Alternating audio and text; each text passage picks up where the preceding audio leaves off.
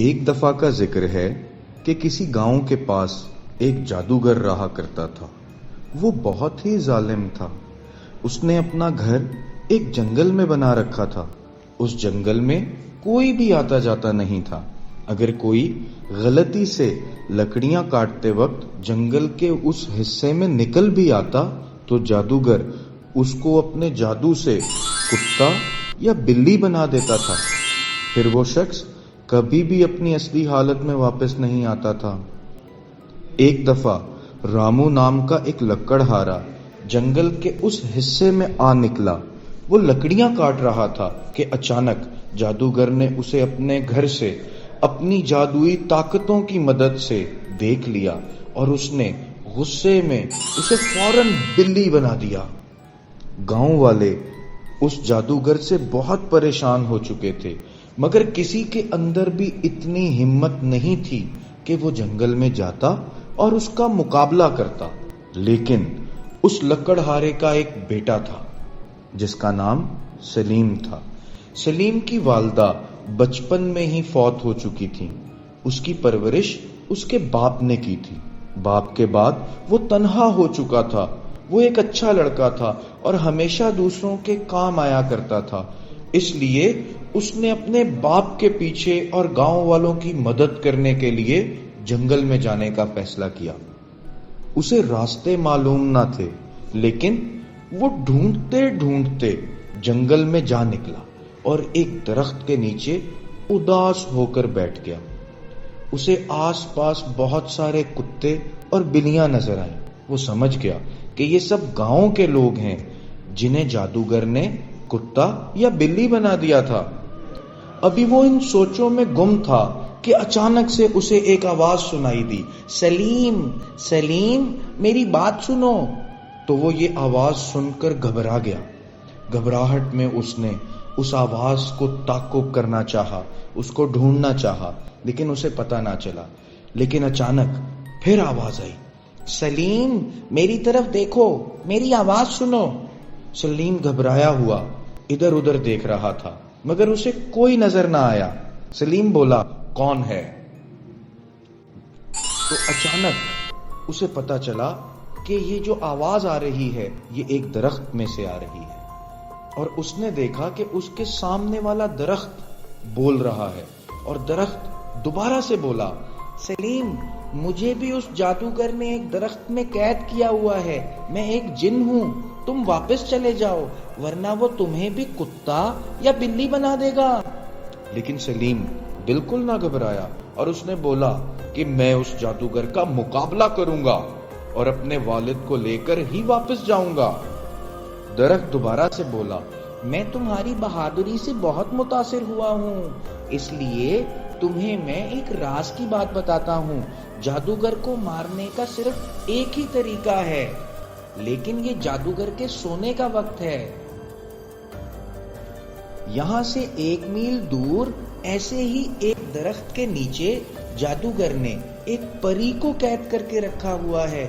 تم اس کو آواز دے کر تلاش کرو گے تو بھی وہ تمہیں نہیں ملے گی، لیکن تمہیں اس تک پہنچنا ہوگا، کیونکہ آزاد ہونے کے بعد وہی تمہیں جادوگر کو مارنے کا طریقہ بتائے گی۔ سلیم نے پوچھا، مجھے تو یہاں کے راستے بھی نہیں معلوم، تو میں درخت تک کیسے جاؤں گا؟ درخت دوبارہ سے بولا، سلیم تمہارے پاس یہ جو بلی گھوم رہی ہے، دراصل یہ تمہارے والد صاحب ہیں جنہیں جادوگر نے بلی بنا دیا ہے، یہ تمہیں اس درخت تک لے کر جائیں گے۔ سلیم بہت حیران ہوا اور اس کی آنکھوں میں خوشی بھی آ گئی کہ اس کے والد صاحب بھی سامنے موجود ہیں، اور اگر وہ اس جادوگر کو مار دے تو وہ اپنے والد صاحب کو بھی بچا سکتا تھا۔ سلیم نے درخت کا شکریہ ادا کیا اور بلی کے ساتھ چل پڑا۔ جلد ہی وہ اس درخت کے پاس پہنچ گیا اور سلیم نے اس پری کو دیکھ لیا۔ پری درخت کے ساتھ بندھی ہوئی رو رہی تھی۔ سلیم نے اسے بولا، پیاری پری آپ پریشان نہیں ہوں، میں ابھی آپ کو یہاں سے آزاد کر دوں گا۔ سلیم نے پری کی رسیاں کھول دی۔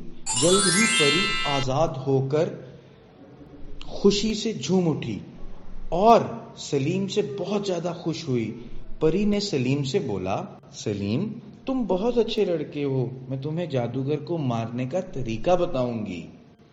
سلیم بہت خوش ہوا اور اس نے کہا کہ مجھے بتائیں، میں اس جادوگر سے مقابلہ کرنا چاہتا ہوں۔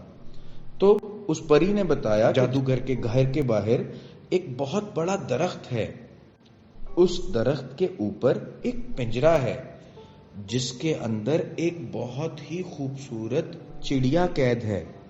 اگر تم اس چڑیا کو مار دو گے تو جادوگر خود بخود مر جائے گا۔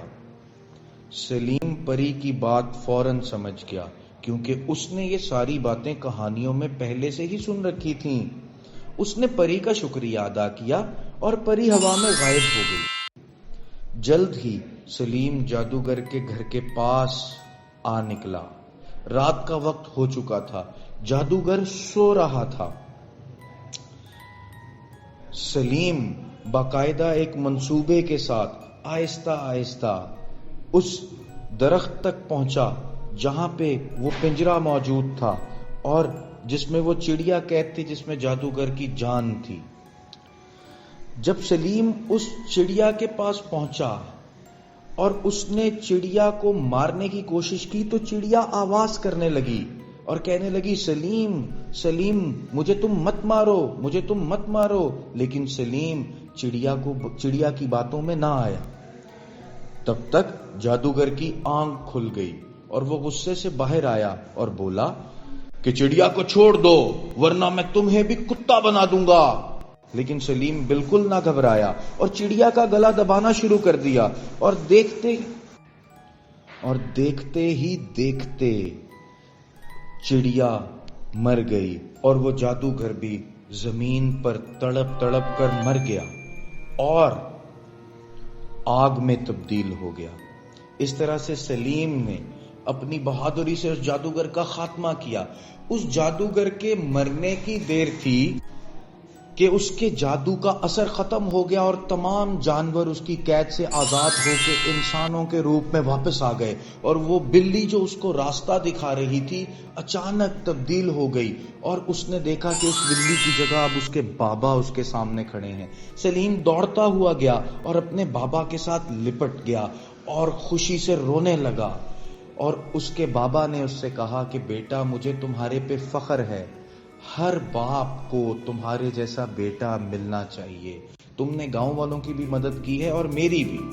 تو دوستو، کیسی لگی آپ کو ہماری کہانی؟ اگر اچھی لگی تو لائک کریں، سبسکرائب کریں اور اپنے دوستوں کے ساتھ بھی شیئر کریں۔